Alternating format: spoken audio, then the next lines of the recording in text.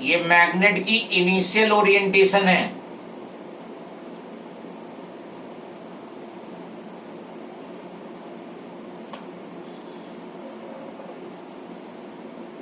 ये मान लो साउथ है, ये नॉर्थ है।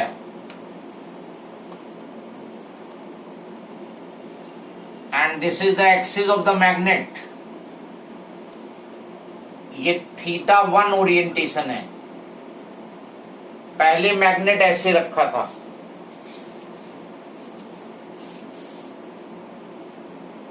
और इसको रोटेट करा के तुम इस ओरिएंटेशन में लाना चाह रहे हो। And when you will rotate the magnet from one orientation to other, मान लो अब ये θ2 एंगल बना रहा है, तो इस प्रोसेस में वर्क होगा। And that work we have to find. पहले मैग्नेट ऐसे रखा था, θ1 एंगल बना रहा था फील्ड से, और तुमने रोटेट करा के इस पोजीशन में ले आए, तो θ2 एंगल बनाने लगा। How much? जैसे आप रोटेट कर रहे हैं नॉर्थ पोल ऊपर आएगा ना, कुछ ऐसा हो गया क्या? हो सकता हाँ सर। ज्यादा रोटेट करा दिए। ठीक, सही है, सही बात। ठीक, फिगर सबको दिख रही है? कोई छोटा बड़ा तो नहीं करना है? यस, बोर्ड पे everything is visible to you और नॉट? Yes sir. साइज सही है ना फॉन्ट का? Okay, so now you rotate, you want to rotate the dipole. जरा वर्क डन पे आते हैं, हम कुछ बेसिक्स बता देते हैं वर्क डन के। ये जरूरत नहीं है तुम्हें, बस समझ लो। अगर फोर्स कांस्टेंट है तो वर्क डन का बेसिक फार्मूला था फोर्स इनटू डिस्प्लेसमेंट।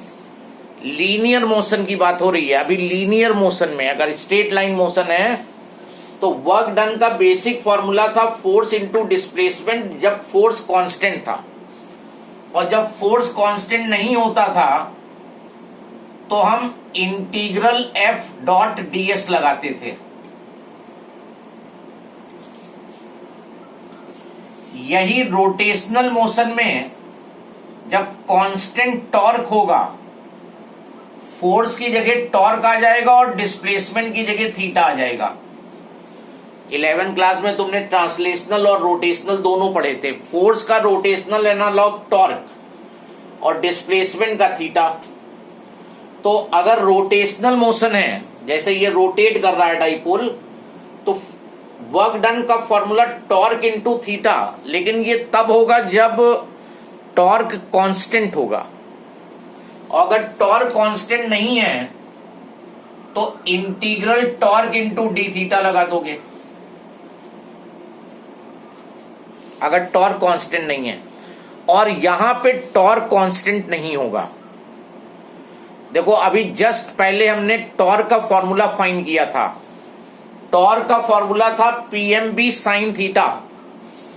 जैसे जैसे ये डाइपोल रोटेट करता जाएगा, थीटा की वैल्यू चेंज होती जाएगी, और थीटा चेंज होगा तो साइन थीटा बदलता जाएगा, टॉर्क भी चेंज होता जाएगा। As it will be rotating, torque will go on changing.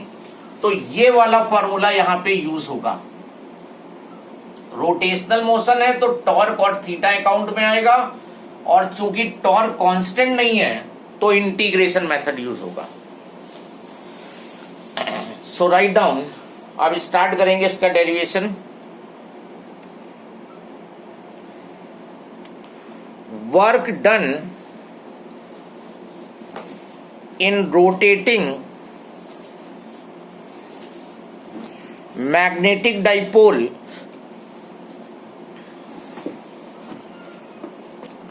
from orientation θ1 to orientation θ2, work done in rotating the dipole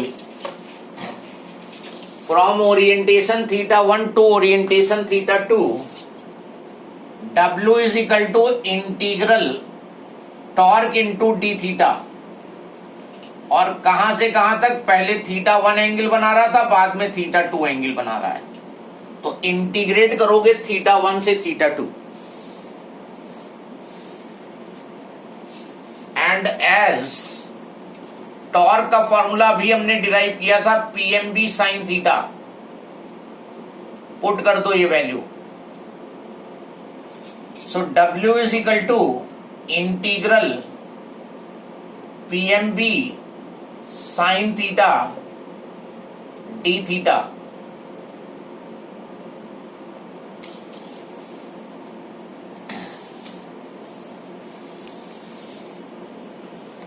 integration का पहला स्टेप होता है जितना कांस्टेंट है वो बाहर निकालो।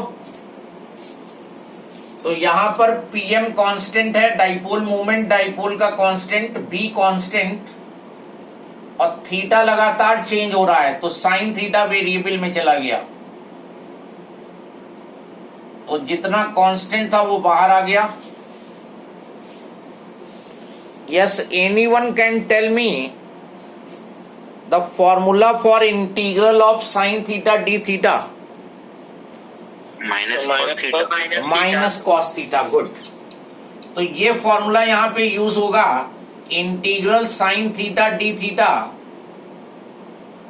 Equals to minus cos theta, ये फॉर्मूला याद करना ही पड़ेगा।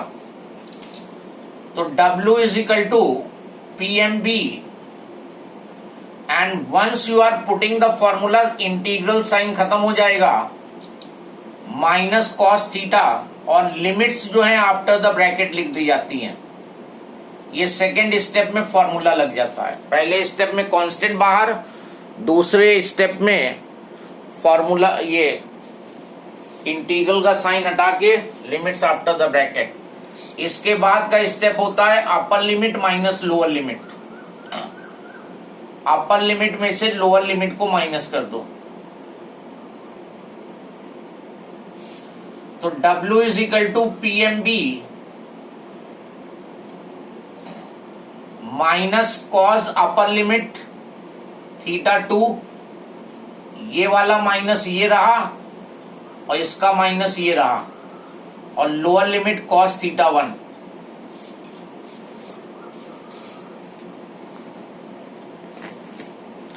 तीन स्टेप में डेरिवेशन हो जाते हैं इंटीग्रल वाले। रीअरेंज कर दो, work done is equal to PMB cos theta 1 plus हो जाएगा और कॉस थीटा 2 माइनस में। This is the general formula for finding the work done in rotating the magnetic dipole from orientation theta 1 to theta 2.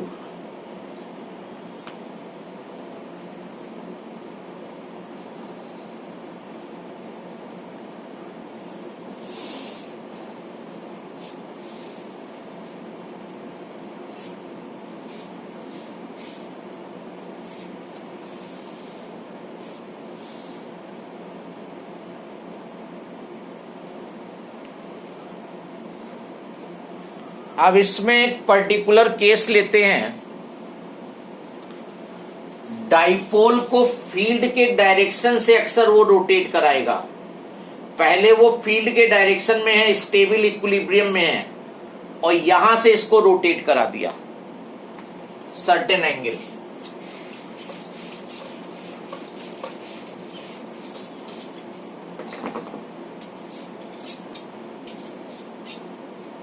Magnet is rotated through an angle theta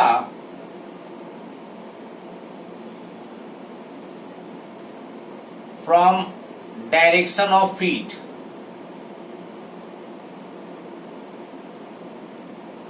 ये situation है। पहले magnet field के direction में था, dipole movement field के direction में, तो ये साउथ, ये नॉर्थ, और यहां से तुमने इसको थीटा एंगल रोटेट कराया है। ऑलरेडी ये फील्ड के डायरेक्शन में था पहले, यहां से थीटा एंगल रोटेट कराया है, तो इनिशियल एंगल यहां पे θ1 जो था वो 0 था क्योंकि मैग्नेट ऐसे रखा था, और फाइनल एंगल जो है वो थीटा कर दो, फाइनली थीटा बना रहा है, यहां पुट कर दो PMB cos 0 minus cos theta, और cos 0 1 होता है, तो अगर कभी भी फील्ड के डायरेक्शन से वो रोटेट कराए तो सीधे ये फॉर्मूला भी यूज कर सकते हो, नहीं तो ये तो है ये जनरल फॉर्मूला।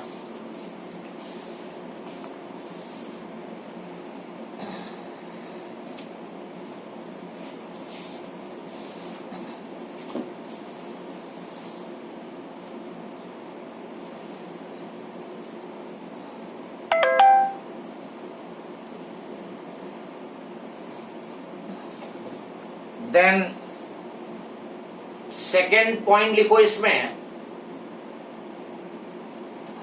ये जो पॉइंट्स होते हैं ये स्मॉल क्वेश्चन में बहुत यूजफुल होते हैं।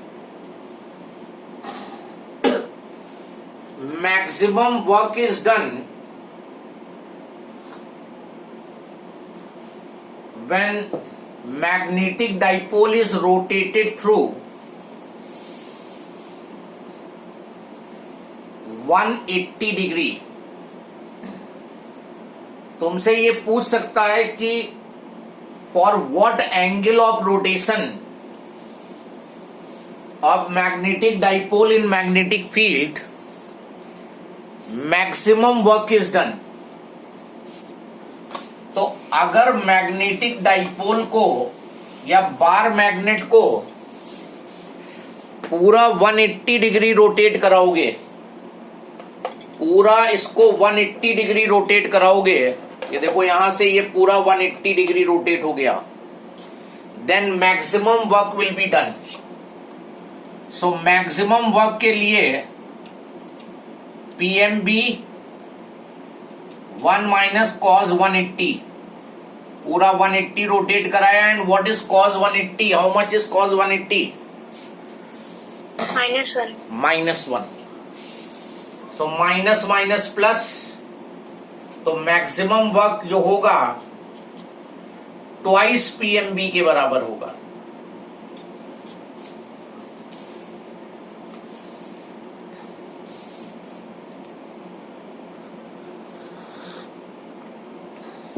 इसका कोई रिलेशन तुम्हें मैक्सिमम टॉर्क से दिख रहा है क्या? कोई रिलेशन तुम्हें दिख रहा है मैक्सिमम टॉर्क से इसका? यस, ट्वाइस है उसके, हैं? उसके ट्वाइस है, उसका ट्वाइस है। मतलब अगर किसी क्वेश्चन में वो ये बोले that in uniform magnetic field maximum torque experience by magnet is 5 newton metre, what is the maximum work done in rotating the dipole? तो टॉर्क जो मैक्सिमम था वो PMB था, और वर्क जो है वो 2 PMB है। तो अगर मैक्सिमम टॉर्क 5 था तो मैक्सिमम वर्क रोटेट करने में कितना हो जाएगा? 10 न्यूटन मीटर। सीधे आंसर हो जाएगा। गॉट इट और not? Yes sir. Then next derivation in this comes potential energy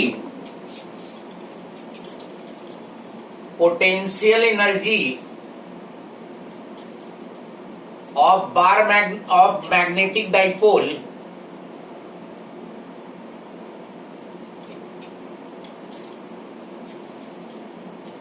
bar magnet in uniform magnetic field।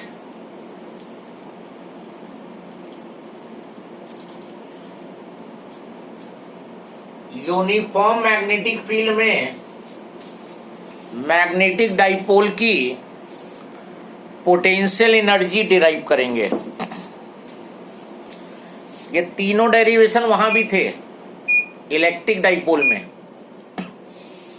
और सेम पैटर्न पे वहां भी किए थे, सेम पैटर्न पे यहां भी, बस P की जगह PM आता जा रहा है, G की जगह E की जगह B आ रहा है, रेस्ट थिंग इज सेम। एक तरीके से उस पार्ट का रिवीजन भी हो रहा है। पहले हम पोटेंशियल एनर्जी को यहां पे डिफाइन करेंगे। So write down work done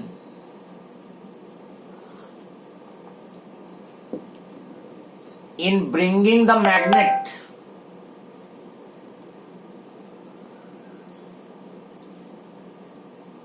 from infinity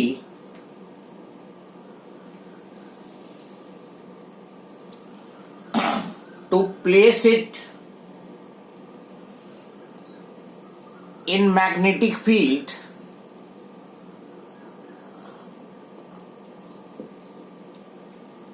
will be stored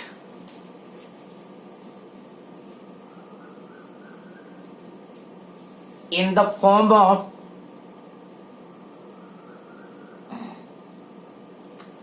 potential energy.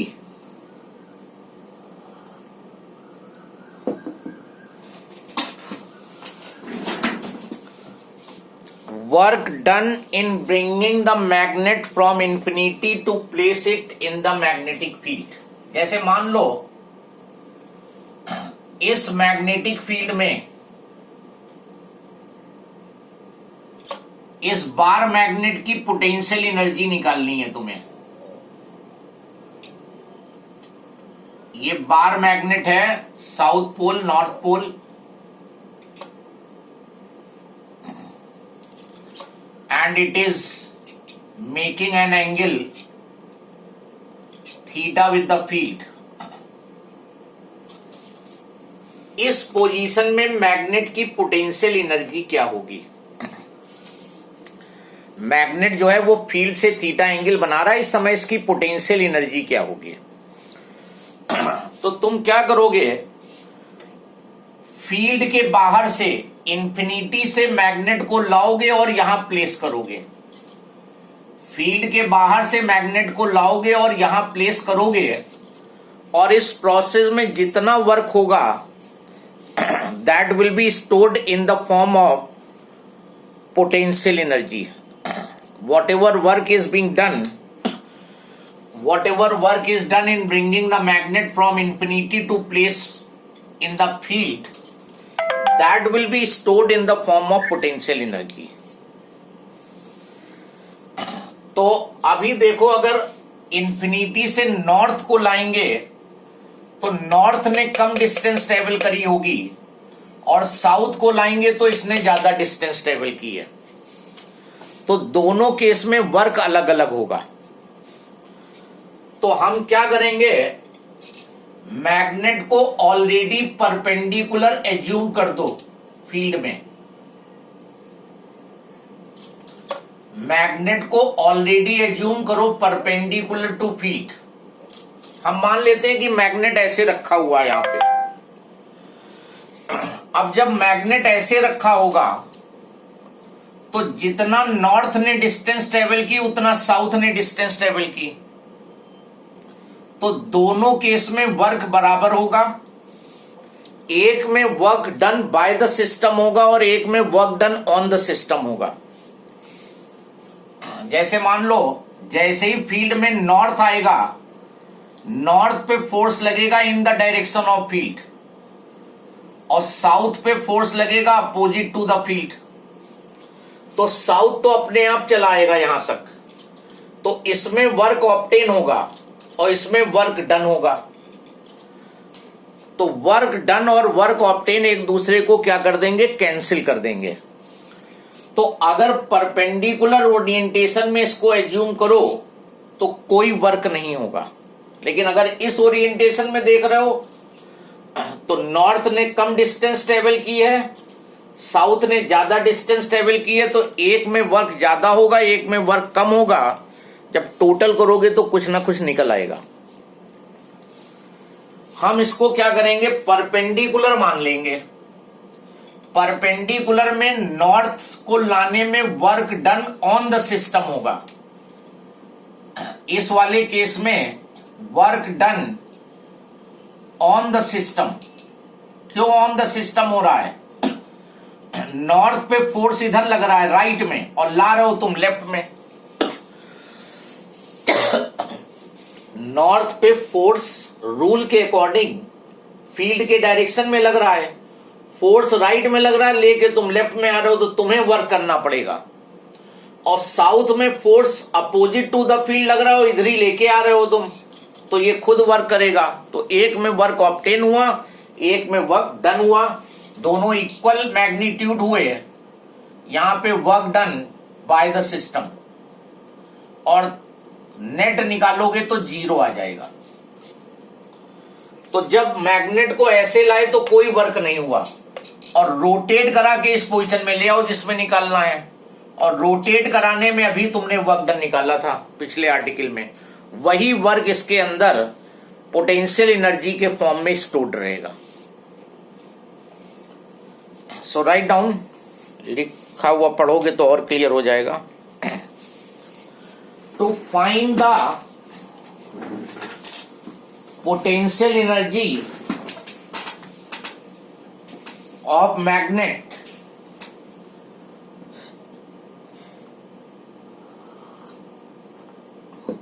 in orientation theta, comma, consider magnet initially perpendicular to field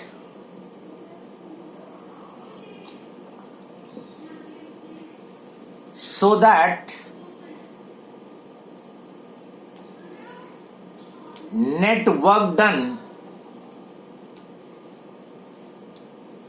is 0.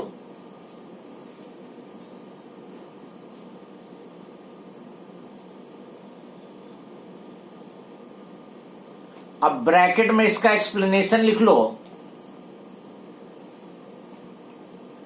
In bringing north pole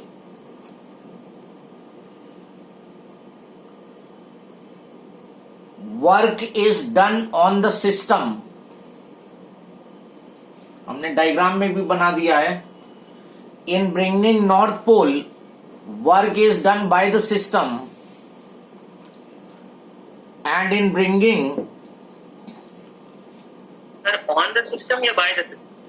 north को देखो जरा ध्यान से। North पे फोर्स किधर लगेगा? Field के direction में, राइट, और ला रहे हो तुम लेफ्ट।